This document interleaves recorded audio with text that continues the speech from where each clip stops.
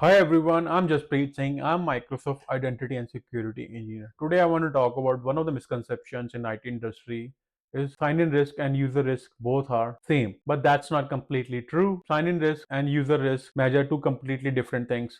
They answer different questions and require different responses. Let's talk about user risk and sign-in risk in detail in next slide. So what is a sign-in risk? It checks all the events suspiciously.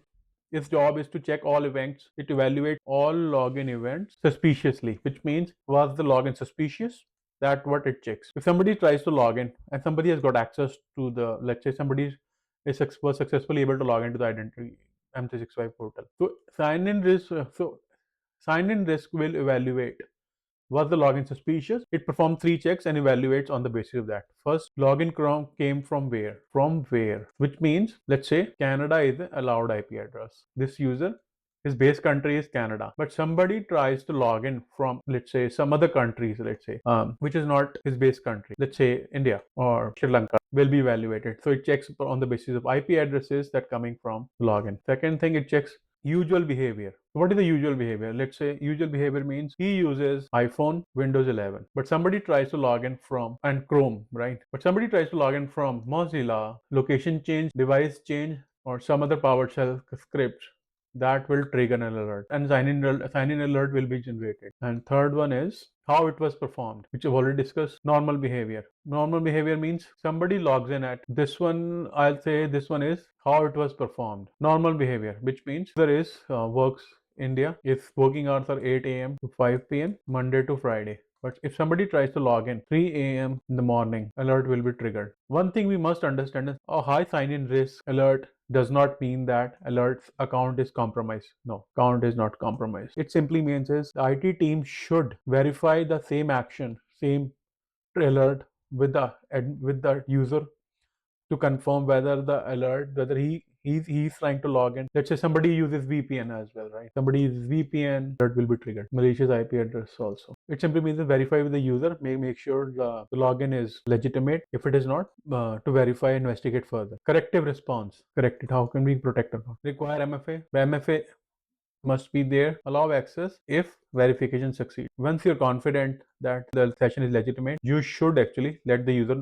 access the data. Otherwise, block it until you are confident. So what is the user risk? User risk checks the account is the account compromised? It checks known leaked credentials. It evaluates the last sign-in with the known leaked credentials. Repeatedly risky behavior. It verifies account is compromised. Examples that trigger the alert: passwords found in dump. Let's say somebody has hackers have, let's say cyber criminals have sessions or token used from multiple locations, which means a user base country is India, but hacker has got captured the session and he's trying to log in from Sri Lanka. Same session trying to log in, token used for multiple locations. That will trigger a risky login. Also, let's say your base country is India, but somebody is trying to log in 5 minutes.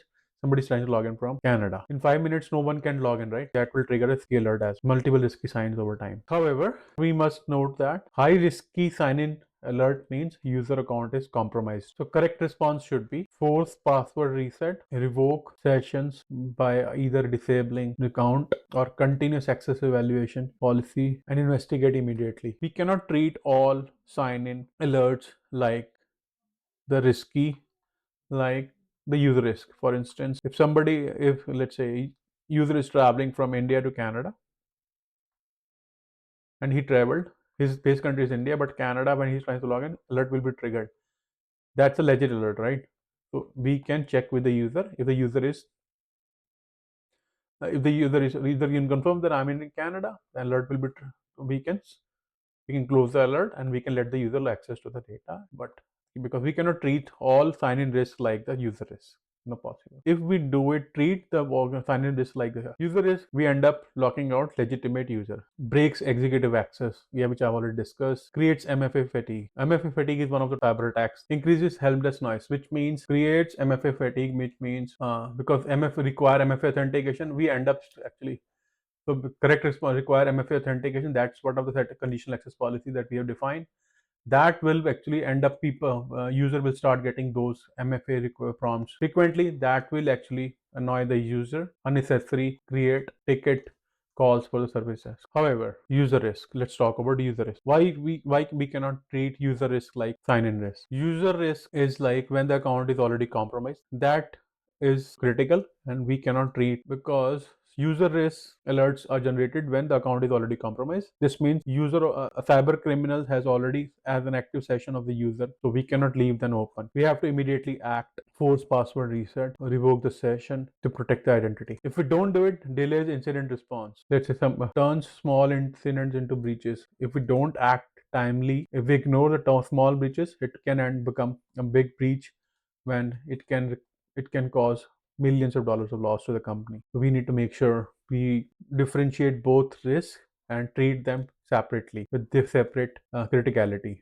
I always tell everybody that we should always follow one rule. Sign-in risk is equal to suspicious login. User risk is equal to suspicious identity. This one is about verifying the identity. This one is about containing the identity. So let's talk about why this matters for security and MSP. Most breaches don't happen because we don't have enough tools. They happen because IT teams misunderstood both terms. Therefore, it's crucial to understand both terms and treat them accordingly. If we know what they both do, then we can set up correct conditional access policies, revoke sessions. We can act timely rather than, let's say, if we had because since most of the people think that sign in and this risk are same, they treat them equally, which actually creates a blunder, which we should not. Therefore, we should treat them both separately. Both are different and they require different measures, they answer different questions and they require different responses as well. Therefore, conditional access policy setup, risk-based conditional access policy, tying, limiting sessions, understanding the difference allows you to reduce the false positive as well. So we know what exactly is false positive, right? Because sometimes what happens is when you get a sign-in request, most of them are false positive. We can validate. That can reduce by if we set up the correct policies in our tenants, in our environment.